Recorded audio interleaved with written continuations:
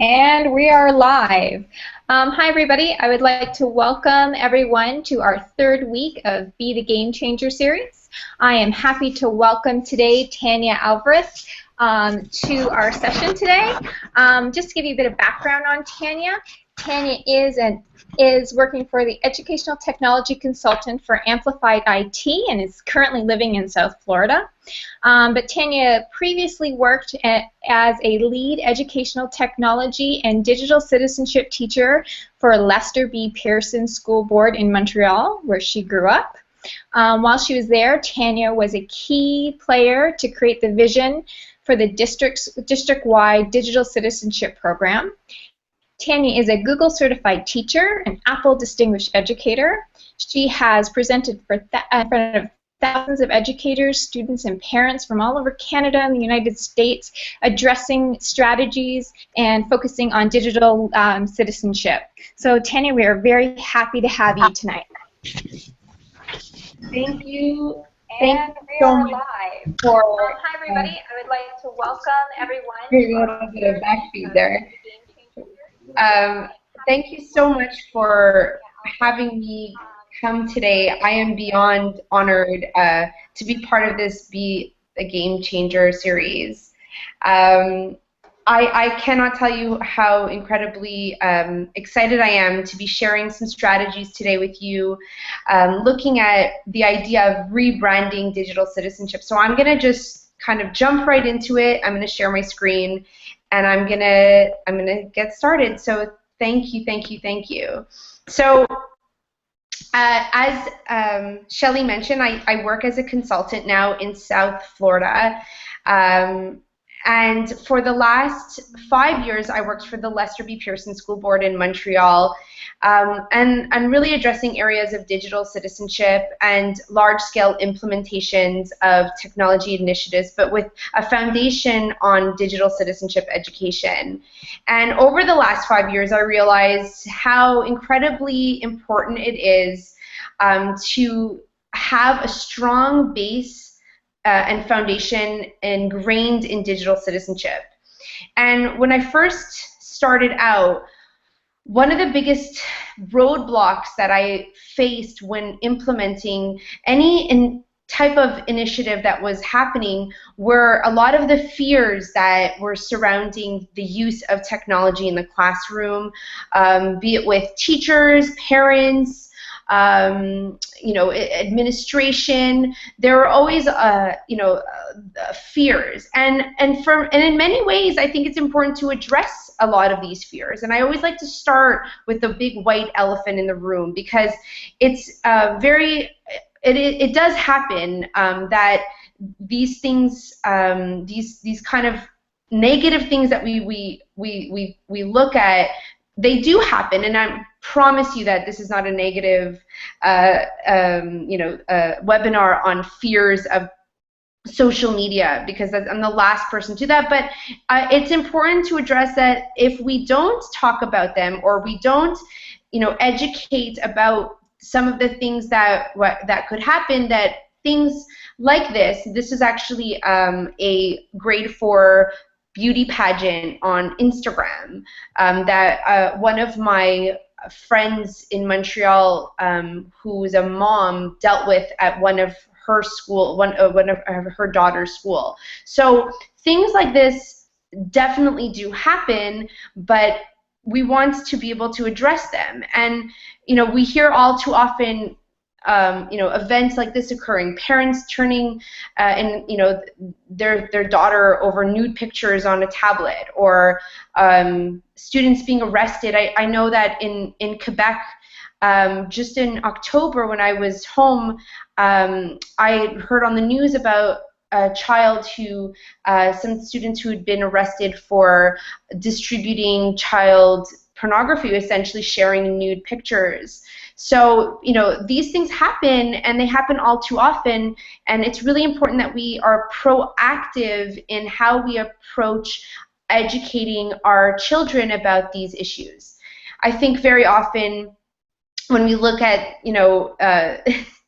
some of the applications that come up, and some of the applications that our students are on, we don't necessarily know what they can do or what some of the challenges with them are. For example, with Snapchat, a lot of our students think that, they can post an image or they can share something and that it'll disappear. And nothing online is ever private. Nothing that they share ever really truly disappears. And it could be a very scary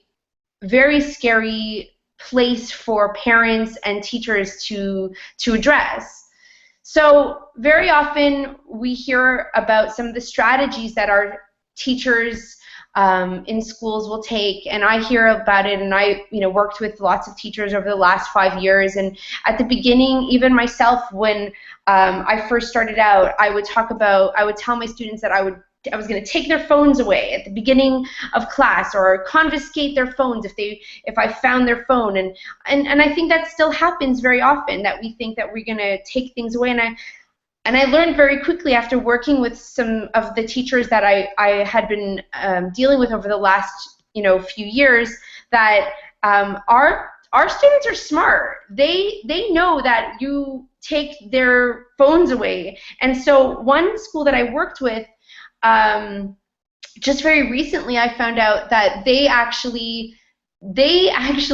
students will collect old cell phones, and when it's time to confiscate a phone, the kids have figured out that they're going to give you one of their old phones. So our kids are smart enough to know how to get away with some of the areas where they're getting in trouble. And I love this. This is actually I found this on Twitter, and I wish I knew who had actually originally sent this. But our students are very creative at hiding the technology that they want to be using. And I often think, like, this is, to me, so brilliant. Imagine what this child would be creating have we given the opportunity to not just be working in a notebook. So our students, they are going to do and get away with using the technology, even if we think that blocking it isn't the answer for them. And this breaks my heart. Very often I still see this, and you may still be seeing this in a lot of your schools. And I often say, like, if this is still happening in our schools, we are failing our students. We are missing the point. We are missing out on incredible teaching and learning opportunities, and we are not solving any of the issues that we need to actually be dealing with. So when we think about that shift in technology over the last even 5 years, you have to think that it's pretty drastic. And what we could do 5 years ago with or 10 years ago with all different types of technology, and what we can do today, literally with technology in the palm of our hands, is quite impressive. And for our children who are literally born into the world of technology, they will the iPad for them literally will be the equivalent of the Commodore 64 was for me. And I know that a lot of you can appreciate this, or remember going into I remember going into my basement as as a 12-year-old, and my father had a Commodore 64, and we played Where in the World is Carmen Sandiego. And those are my memories growing up with technology, and then having the dial-up 56K modem. And if my dad or my mom needed to use the phone and they picked up the phone, I would scream, "Mom, I'm on the internet!" So we laugh about this now, but imagine what our children are going to be using in terms of technology as they are, reminiscing of the olden days when they were on their iPad, or when they were using, who knows? I mean, it's changing so drastically. And truthfully, for these children, they literally will never, ever know a world without Google, without Facebook, without YouTube, without FaceTime. I have this crazy obsession of collecting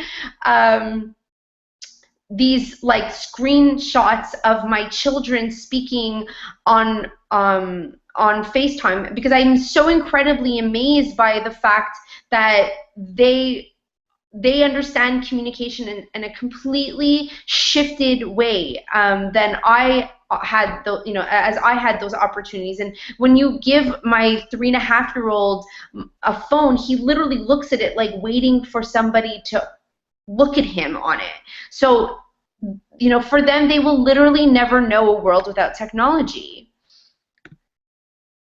But in many ways, we have to think that our students don't necessarily know how to use it in the most effective way.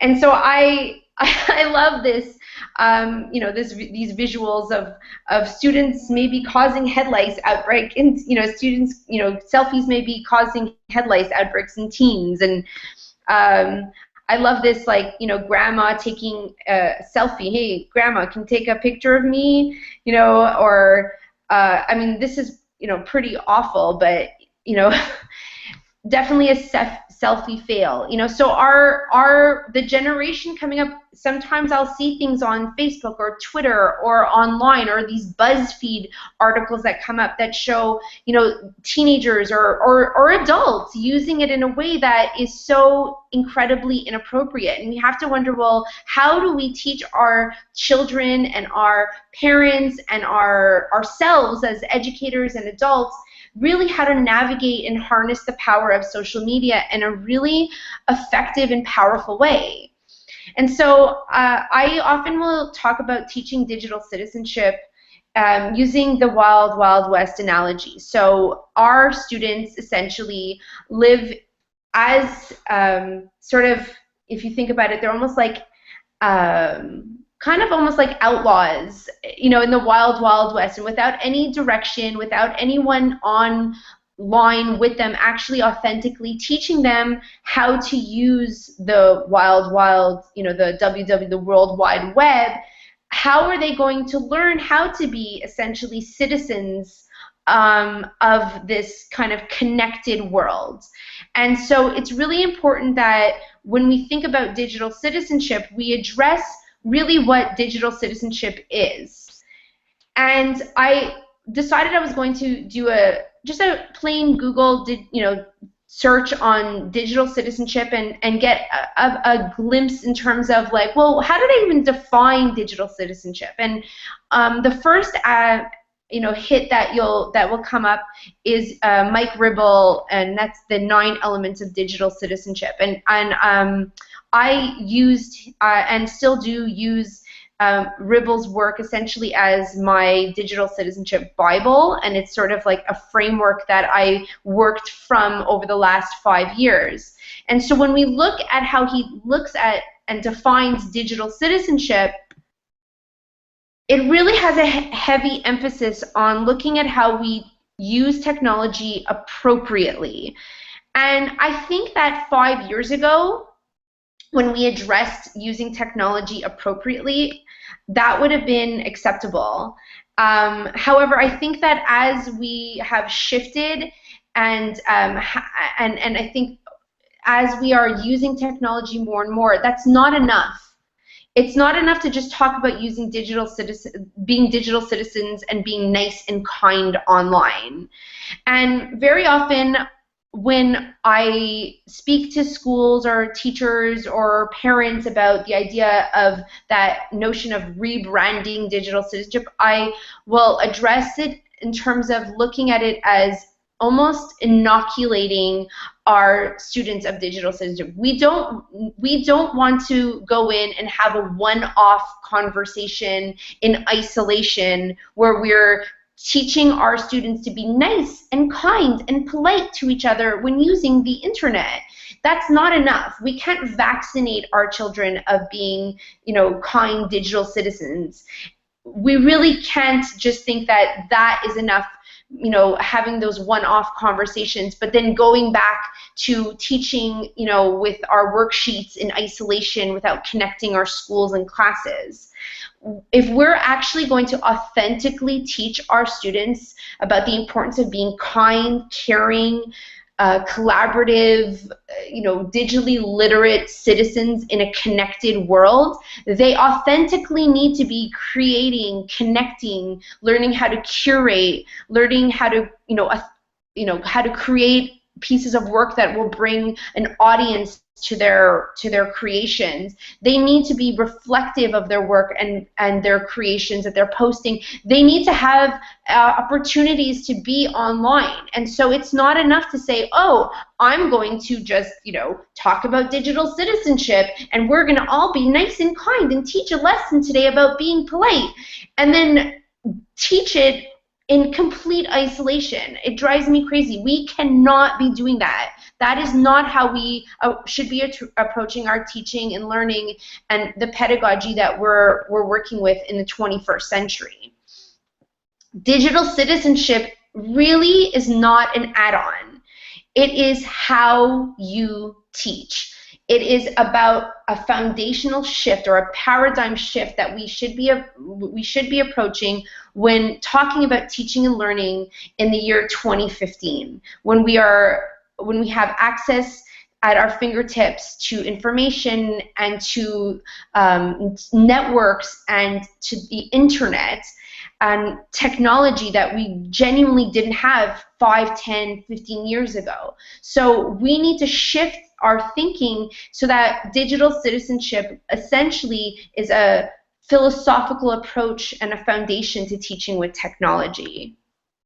So what should a 21st century classroom look like? And this was one of the questions that was posed for this series essentially to address. And I was watching Dean Sharesky's take on this question, and I was reflecting on a lot of the previous sort of thinking in terms of what should the 21st century classroom look like. And I think one of the main elements that sort of pops into my mind is the importance of really having a flexible philosophy to teaching and learning. Because I think that in 2015, with access to technology, with access to the internet, with access to all these incredible tools that we that are always shifting and the way that things are changing, that the 21st century classroom really should be a place that is flexible. And by that I mean, I think, and my good friend Kim Eldrum, she often will talk about this, and I'm going to just stop sharing my screen for a moment. So very often, I think what I see happening very often is teachers will come at the beginning of the year, and very often you'll see the entire year's lesson plans are set up from day one. And my good friend Kim Eldrum, who I work with in Montreal at the Lester B. Pearson School Board, she would say to me, like, I don't understand. How can you plan at the beginning of the year before you've even met your students? How do you have a year's worth of lesson planning? And so, the idea is that we can't have these really rigid classes where everything is predetermined right at the beginning of the year. We really need to be thinking about being a lot more flexible and being able, now that we have access to technology that really helps improve teaching and learning, we can really individualize our teaching and help students have more of a voice with their learning.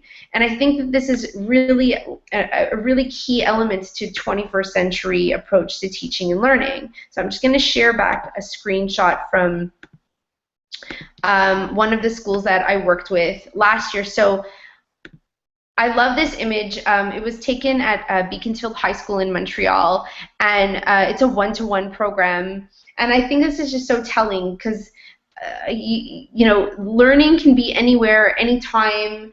It doesn't have to be rigid or stuck in a box in rows in a classroom. And I really strongly believe that we construct learning together, and that as educators we need to shift our role from being so the knowers of all content and knowledge to really approaching are teaching more as an active, collaborative model, where with technology we are all sort of participants in our learning as well. And so iPad Wells, actually, I asked him if he would create this visual for me about a year ago when I was about to do a presentation, and that just is so telling, because he lives in New Zealand, and I sent him a DM and he said, sure, I'll put a visual for you, because I think that, you know, that says a lot about the kind of learning that we should be doing. It's much more collaborative. It's global. It's internationally global. It doesn't have to be in one place. So that teaching, the idea of teaching and learning, that has completely shifted. So I'm going to sort of bring it back for a moment and look at, like, well, where do we even begin? Because I think we're a bit overwhelmed very often by the idea of actually even implementing these technologies, or implementing this philosophy in our classes, and we have to have a sort of framework in terms of where we would begin. And that framework for me really focuses or is heavily emphasized when we look at teaching with, you know, that pedagogical shift with digital citizenship. But where do we even start? What strategies can we apply for teachers, students, and parents? So I'm going to start with teachers. So in terms of, you know, working with our teachers, for me, when I first started, we started essentially with a foundation looking at curriculum and what teaching digital citizenship really encompassed. And if you would like, have a look at the site that I helped build, and you can find that at dcp.lbpsb.qc.ca. And if you look at the curriculum, you'll see that we started essentially with a scope and sequence. And initially when we started this, it was intended primarily for our teachers. It wasn't really intended to start in year one to address our students, not quite yet, because we recognize that for many teachers themselves, they themselves didn't grow up with technology, and understanding digital citizenship for them is a stretch. So we really felt that we had to start with looking at a scope and sequence that would approach what digital citizenship looked like as teachable topics. And I know I'm saying that it's not an add-on, it's how you teach, but I think that we get there in time. That philosophy, that philosophical shift is not overnight. And so sometimes just, you know, knowing what you don't know, just knowing, well, what does connected learning look like, and what should I be teaching my students about that? We have to start with that. And I think that it's really important that we approach that on our end and familiarize ourselves with what it means to be more of a connected learner, or what it means to be more of a digital citizen online. And so when we first started, we approached it in two ways. We really tried to work with from a leadership perspective, as a whole sort of district level initiative. But we really then worked with our grassroots teacher leaders to implement the idea of digital citizenship at the more local school levels. And we did this by really addressing our early adopters and really empowering them to help them feel like they were supported to initiate those changes that they wanted to make in their schools. So I think that having the leadership that allows you to be flexible, and then really encouraging our teacher leaders and working with them. And I spent a lot of time releasing teacher leaders or writing grants for professional development that would be more teacher-led. And I would help facilitate them and empower them to initiate some of those changes that they wanted to make in their schools and highlight and celebrate them and share them. These were things that I, tried to really help and coach with them.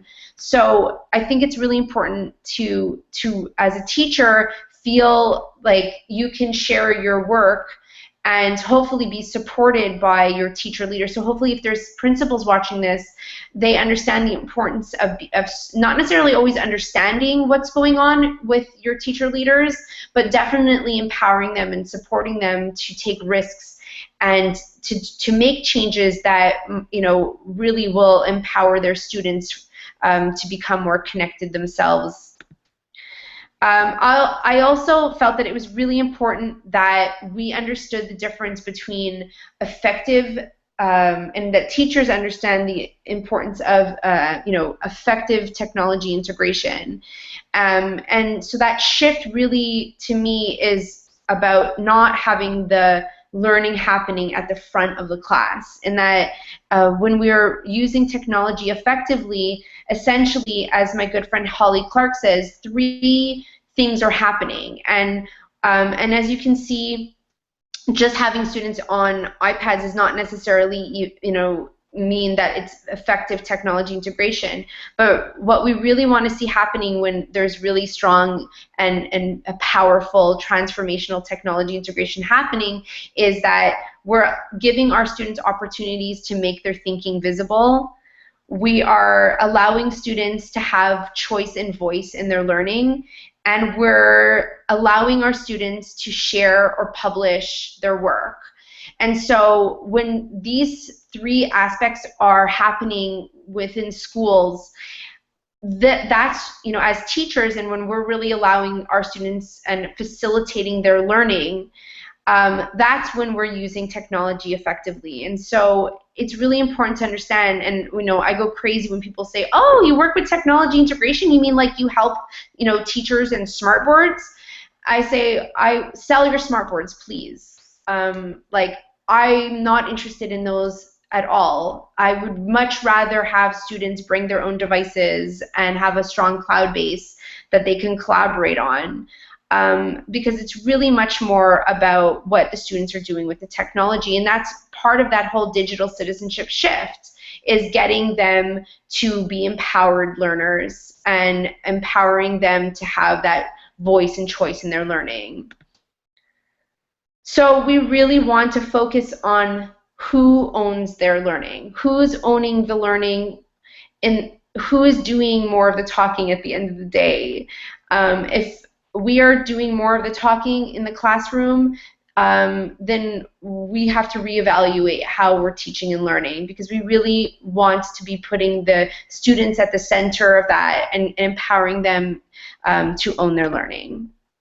So one of the best, I think, one of the best pieces of advice that often I'll give to teachers when they start out at the beginning of the year, especially with any initiative, literally any initiative that you're doing with technology, what I recommend is, and I do this with whole schools when they are implementing any kind of Wi-Fi or access to Google Apps or one-to-one initiative, is what we do is instead of having the school provide the students with acceptable use guidelines or policy, we still have a policy that comes from the district or comes from the school. But what we do at every school that I worked at that was successful in digital citizenship implementation is that we got the students at the very, very beginning of the school year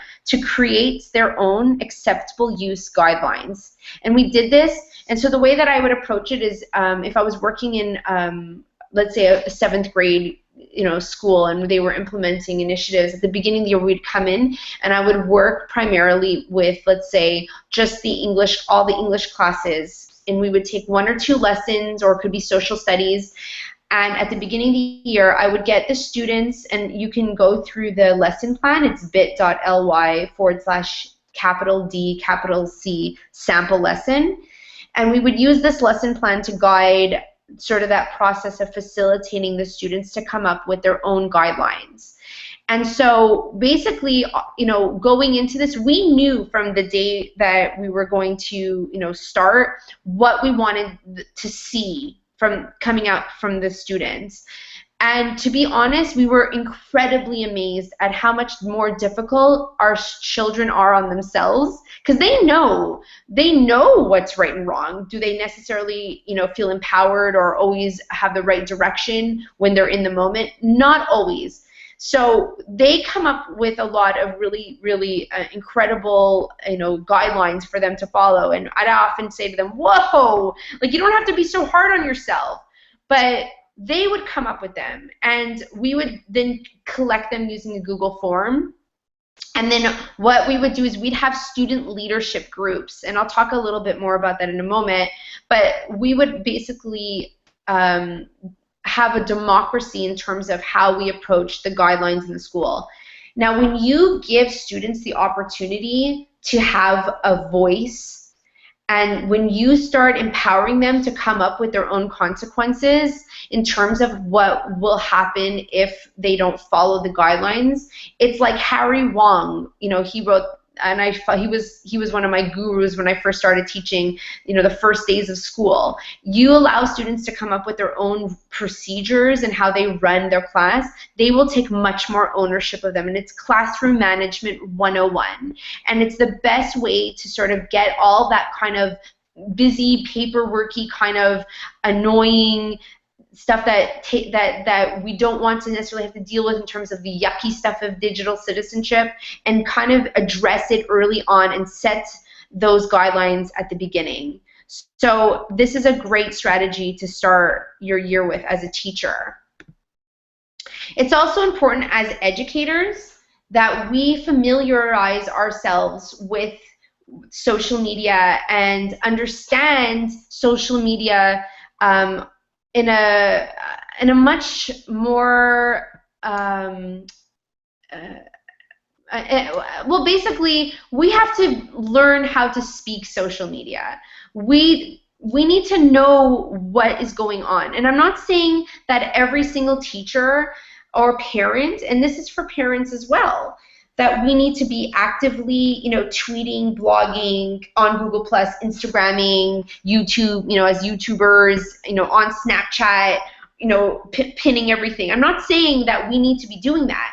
But what I'm saying is, and what I love George Couros, because he says it really well, if you don't recognize these symbols, you are becoming illiterate. And I know you had him on last week, and I follow his work, and I think he's incredibly smart and provocative. And, I think that there's a lot to be said about this, because if we don't start actually understanding what's going on online as educators, how are we going to be able to educate or understand what's going on with our students and our children? So I'm not necessarily saying we have to be actively on it, but we should be having conversations and understand what is happening. And you know what, it wouldn't hurt to try things out, or sit with our own children or our students and explore what we can do to communicate and collaborate on these tools. I want to demystify them with our kids. So I think it's important that we are actively involved and are educating ourselves about what's going on with this technology. And another strategy that we could really start to do, and I did this a lot last year with some of the consultants at our board, and I participated, and I'm so grateful that I had other educators that took this on at the board level. And what they would do is and I know a lot of school leaders, they would have lunch and learns, and so what was pretty incredible about that was, it doesn't have to be, professional development doesn't have to always be so formal. I love the idea of teacher-led professional development, finding out what problem you're trying to solve, having a board, even if it's with post-it notes at the back of your staff room where you're, having like a Twitter board or a blog, where you're asking questions and learning, it doesn't even have to be necessarily digital to get going, but where you are collaborating and sharing and asking each other, how to solve these issues that maybe you're having. And maybe it's with technology, maybe it's not. But it's the idea of really empowering ourselves as educators and empowering each other to really build that network that we want to see our students learning how to build as well. So these are some strategies that we can use as teachers. So just to sort of sum up some of my teacher tips, we really want to think about that kind of language that we're using in terms of teaching digital citizenship. So having a common language and vision, that we're sort of implementing at the school level is really helpful when we're trying to implement some sort of initiative with digital citizenship. Creating acceptable use guidelines with our students is probably one of the most powerful tips that I might be giving you today. And the idea of ongoing, not necessarily formal professional development is really key, and empowering each other and helping and collaborating and sharing is key to this movement happening in our schools. So now I think it's really important that we also address how we reach out to parents. And I know that as a parent, if I, without having any understanding of social media or what we're trying to do with our children in our schools, if I had a whole slew of parents come to me, if I had my teacher, if I was a parent and had a teacher come to me and say, oh, I'm just going to have your child tweeting and blogging and doing all this, I can see parents not necessarily being comfortable with that. So I think it's really important that we engage our parents as well, and we also engage our parents because, quite frankly, most of the issues that I was dealing with at the district level when I was working in initiatives, and I'm sure a lot of administrators will agree with this, were happening in the evenings when the technology was not necessarily in the care of the teachers, but happening late at night when, quite frankly, the children shouldn't be online. So dealing with parents is really key to sort of executing a really productive and effective digital citizenship initiative. So one of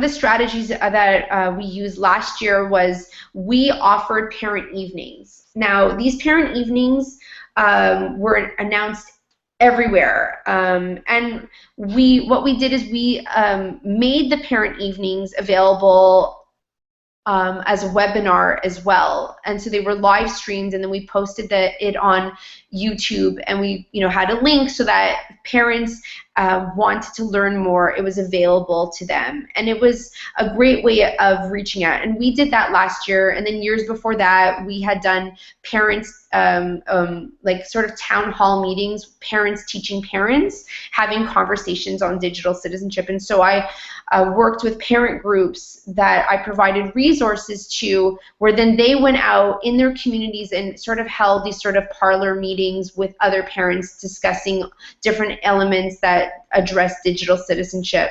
And it was just another way of sort of including parents in the discussion and empowering them to also be part of that change, that digital shift. And notice how parent outreach is really positive. We called it It's Time, Embrace Your Child's Digital Life. We didn't want to focus on online safety and security, talking about cyberbullying. This was really a key aspect to our webinars, that they were a really positive, really our presentations really, we do address those elements, but we provide them in the context of why it's important to really embrace our child's digital life. So the top 3 tips for parents that they would leave with essentially focused on this. And this is coming from Dr. Alyssa Sklar, who is an incredible speaker out of Montreal and does a lot of parent work. And we hired her at the Lester B. Pearson School Board last year, and I still consider her a friend and colleague. And so she speaks about the idea of freedom is a privilege to be earned through consistent, responsible behavior. And I think this is really key when we're talking with our parents, that we don't just hand over devices. We sit with our children. They want to open a Facebook or an Instagram account. Well, we go through the settings with them, and we have their passwords when they first start. And as we feel that they have earned more and more free, ability to be responsible online, then we will, in increments, we provide them with more and more freedom. And I think that this is really important to work with our parents on. We also talk about there is no such thing as privacy from parents online until they earn it, until you say so. For that matter, there's never any privacy online, ever. There's absolutely no privacy online. And I tell parents, this isn't the diary under your bed. This is the diary under everyone's bed. So it's really important that as we're working with our children, we understand that notion of online, having that sort of online place that is theirs, that doesn't exist. It's important that our children understand that the World Wide Web is essentially it's open, and not to say that we don't want our children to be authentic and to make meaning of their social lives online, but they really have to understand how to use technology, how to use social media in a way where they're really using it to harness the power and learn how to network and create and curate and communicate, but with that in the back of their mind, that they're really sharing the good parts of themselves, and that there's certain things that they don't have to share with the rest of the world. And we speak about how important it is to make sure that devices are kept in parents' room at night. And so what we say is have a charging station for your children and your devices, and even you should be clicking stuff off at a certain hour and spending time with your kids. You should be modeling that good behavior with them as well. One day they're going to be 17 and at the dinner table, and you're going to ask them to put away their phone, and they're going to say, "Hey Ma, why should I? You never did." So we have to model good behavior, but we also need our children to not be sleeping with their devices at night in their room alone. It's like having the door open to the entire world as they sleep. There is no reason for it. And sometimes parents will say to me, "Well, that's what they use for their alarm clock." And I say to parents, get an alarm clock. You can go to Walmart and pick it up for $10. They should not be sleeping with that technology. There needs to be a disconnect. And quite frankly, you should be doing this from a very young age, because if you think that at 17 you're going to ask your kids now to take their devices away, you're going to have a much bigger fight. So these are parent tips that I think are really important to address. Also, I share with my parents common sense media resources. They have incredible parent resources. I encourage our parents to also come in and learn from our students what they are doing with technology in the classroom. And so Jenny McGeera actually shared this incredible idea of app speed dating. And so what she did is she had her parents come in, and this could be done with teachers as well, but she had the students facilitate these app speed dating events where parents would come in and learn from the students about what they were doing with the technology and how it was helping them learn. So this is a great way to engage parents in these discussions.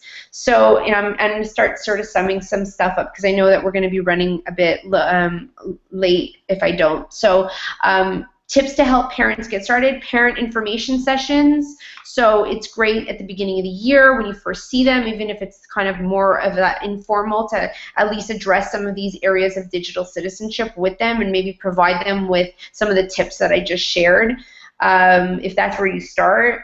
In-person webinars, teaching parents the idea of, engaging community, guiding our parents to online resources, and including students to lead parent sessions. Now, just very important is addressing students, and so when we look at the question, which is one of the questions that was posed to me when doing this webinar, and that was, where do you think that education is headed, and what are some of the game changers? Well, I think that's really important to address that in terms of our students, and engaging our students to really be part of that change. And so when we're asking our students to be these digital citizens, these game, some of the game changers that we really need to think about are the ability of getting our students to create the messages that we want to be disseminated. And so one of the things that we can do, and one of the things that we did for a few years, is we held a digital citizenship contest where we got the students to create the media that we were going to educate and share and connect different learners with around our community. We really engaged them in that process. We put that in their hands. We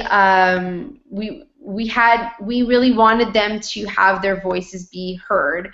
An example of that is my friend David Terrio in Huntington Beach, California. He blogs with his students, and he really gets them to reframe their learning through the use of blogging. So he'll give them sort of a concept that they address. Maybe it's soccer, and they reframe what soccer looks like, or how they approach whatever topic it is that they're learning from through their blogs. So they have an authentic audience. They have huge readership, and they're blogging and sharing their work. The idea of democracy and including students in the process of creating, the rules or the procedures that govern their technology use. And I mentioned that before, but I didn't really get into the idea of student leadership groups. So we would have digital leadership groups that were essentially elected through the student body as their voices in terms of using the technology and what was expected of them. And so these student leadership groups were they were teachers involved in them. There were administration. There were parents. They would meet 3 to 4 times a year to essentially go over the acceptable use guidelines, and then also to initiate student-led communication and education of different topics. So this was really key. It was putting that in the hands of the students. And I have this great sort of story to finish with. So this was my student Cheyenne. She was she's an 8th grader, and it was really important for her to share her work and her creations, and in many ways she was doing it already. So she was working in a one-to-one program that I worked with at Beaconsfield High School, and she essentially had come to me and said, Miss, I've been writing for years, and I have an authentic audience. I I've written these 2 books, and so these are 2 books that she'd written, and she publishes her stories on this website called Wattpad.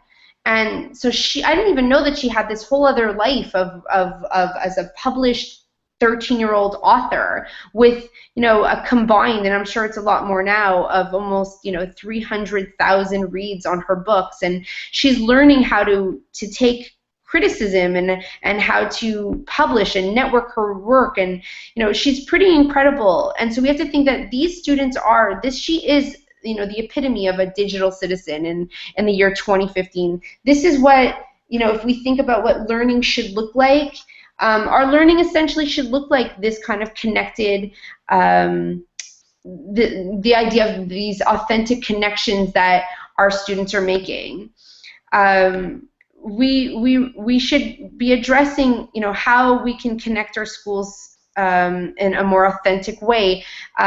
This is an example. If you check out hashtag Lead in Pride, every week this high school in Franklin Park, Illinois, from my friend Jason Markey, they have a different student that will tweet on behalf of the school. And so they got this idea from @Sweden. So the country of Sweden actually does this as well, where they have a different resident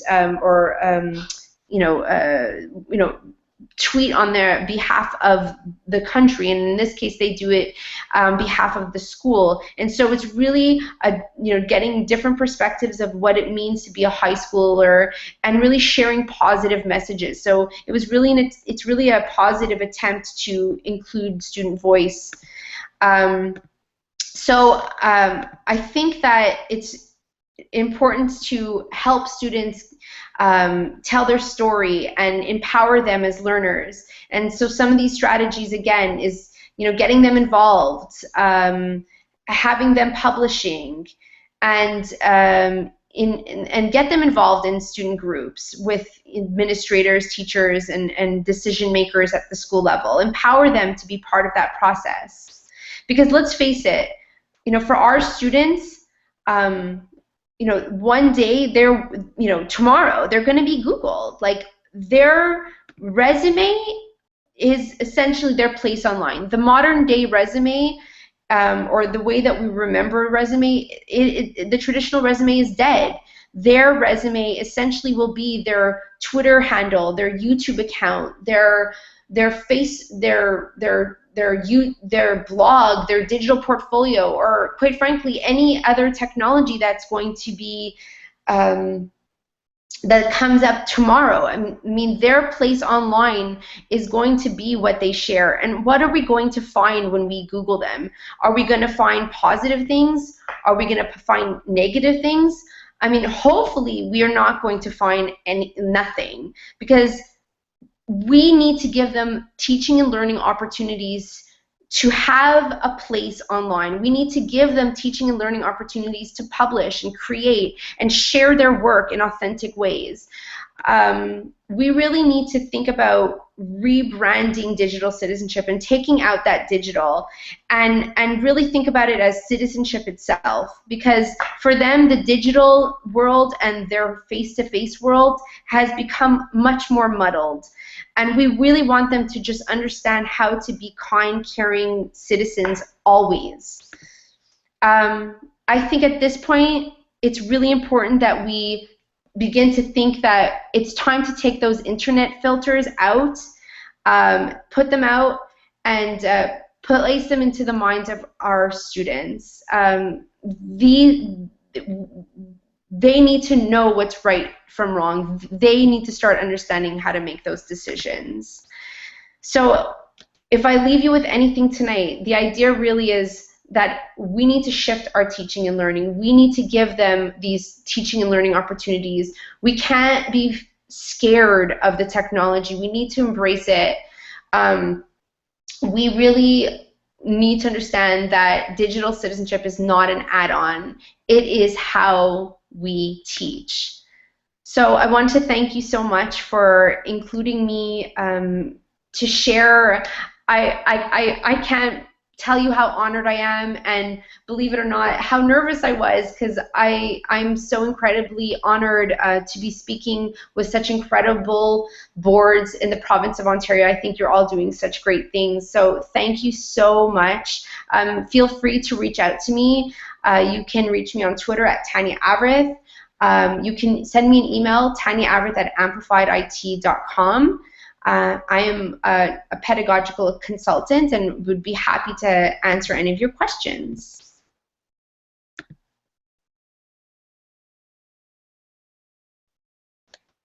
So if anyone has any questions, I'm open and would be happy to answer.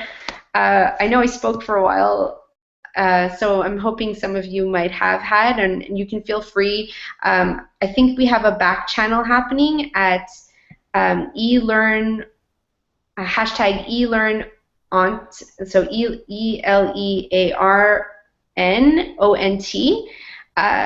Or if any of these awesome moderators have any comments or questions or anything that you'd like to address, I'd be happy to discuss.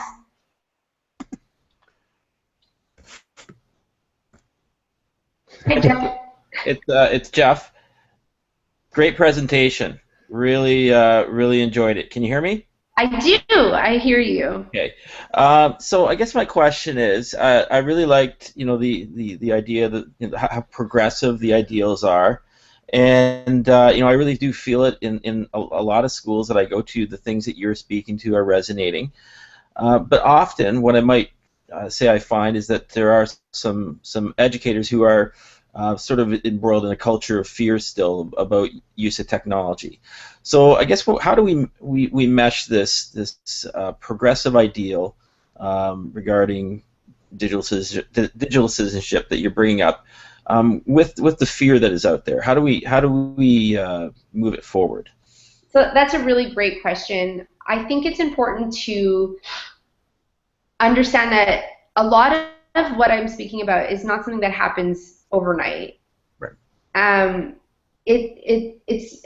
I mean, we've been, and I'm not going to say that every single teacher that I worked with or have come into contact at the board that I worked at was doing, a lot of the things that I hoped that they were doing. I think that when we're working in schools and we're working in a culture still that is focusing on the fearful aspects of technology, that definitely we need to address them face on. And I think that it's really important that they understand the shift in teaching and learning that needs to happen, and that to sort of get involved themselves, and even if it's not in a digital way, but to understand that language of what's going on online, just as a start. Because I think very often we have our, we talk about, social media, and in many ways it's because it's so intimidating to even start that it turns a lot of the educators that we work with off. And I learned very quickly that not everybody is as excited as I am. Jenny McGeer actually says it really well. She'll say, like, not everyone is excited as you are. And I think that that as tech integrators or people who are a bit more progressive and going out and working with teachers and spreading, evangelists for technology, that when we approach these teachers, that we understand that they're at different levels, that they're not necessarily comfortable with technology. And I think one of the biggest mistakes that we make, it's kind of like the curse of knowledge, that like the person who is bringing it to them will like give like 20 ideas and like, oh, look at all this goodness, look at how you can be connected and you can do this and you can do that. And I think that when we're working with schools and teachers and our colleagues, that we start small and we start in a manageable way. And very often I'll start with Twitter, but I'll tell teachers, like, no, you don't have to join. Let's just look at what a hashtag is, and let's go into search and let's follow one hashtag. what are you interested in? What are you teaching about? Well, then that way we can sort of sort their interests and maybe hopefully turn them on to, social media because it fits their needs. I think that sometimes they're fearful because they don't see how it fits their lives or how it will help their lives in a more positive way. Jeff, does that make sense? Absolutely, yeah. I mean, I think you've got to cross the point that you don't try and do it all, and that it certainly may not even resonate with everyone. So definitely, thanks. Tanya, I do have a question as well. Can I be heard as well? I was playing with my microphone balancer. Am I okay there? Okay. You are. What I like what you're saying is that you're saying how important it is that everybody does it, but you also are saying it's not a laissez-faire and to take it quite seriously, and that it's kind of all hands on deck as you approach it. You use the voice of the teacher, the parent community. For a district that's moving into it now in full force, do you see the entry point? This is the chicken or the egg. Do you see the teacher working on it within the community of the classroom with a wealth of resources there? Should this be at the school level where the administrator kind of creates a top-down approach? So should the event that something happens, it's all hands on deck and everybody moves with the same kind of understanding for a consistency? Or should this happen at a district level where resources are kind of implemented into the system to give a foundation for the systems in place to kind of grow that knowledge from there so that people are not going left and right in terms of what's important to them with digital citizenship? Because what we're hearing from you is that there's so many layers and complexity to it. Being nice and having having proper etiquette is part of it. It's a whole rounded persona, or it's a whole culture shift at the same time. That's a really fantastic question. And it's really important to understand that from a district perspective, or from a whole school perspective, I think it's important to sort of lay out a plan from both perspectives. From my experience, when we started at the Lester B. Pearson School Board, now keep in mind we have 59 schools.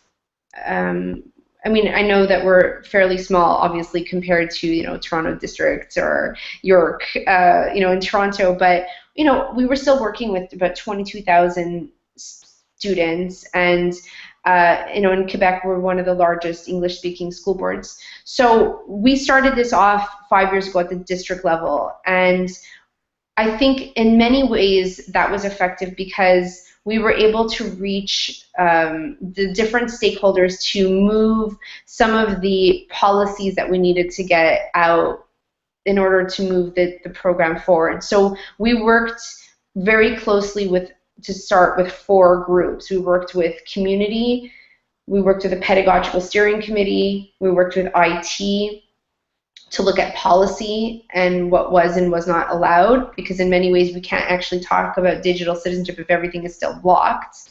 So we needed to move policy forward.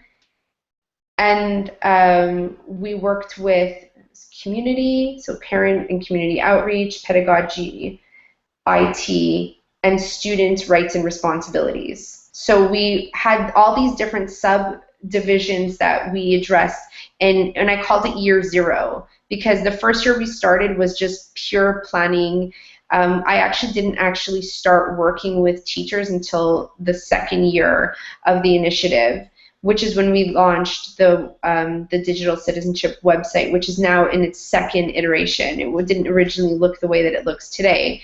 And so our very first year was a lot of planting seeds, working with leadership, working with administration, a lot of politics.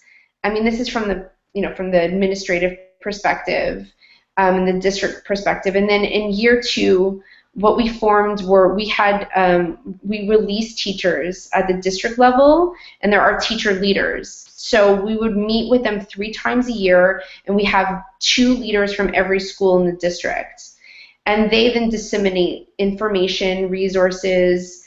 They disseminate training, because that's where we would bring innovative practice to them as their teacher leaders, and they would then bring that to their schools. And so at the school level, they had formed their own digital citizenship committees. And listen, different schools obviously would approach this differently. Some were doing incredibly powerful things, and some were doing not very much. But the idea was that there was a culture. You know, when I speak about that vision and the importance of shifting the culture and having a common language so that it's grassroots and it's visionary, that's where this comes from, because we really needed to plant seeds for a cultural shift.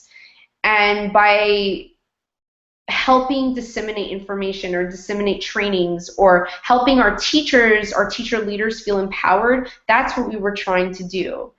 And at the beginning, it was really about being safe online. I'm not going to lie, that's where we started, because that's where we were.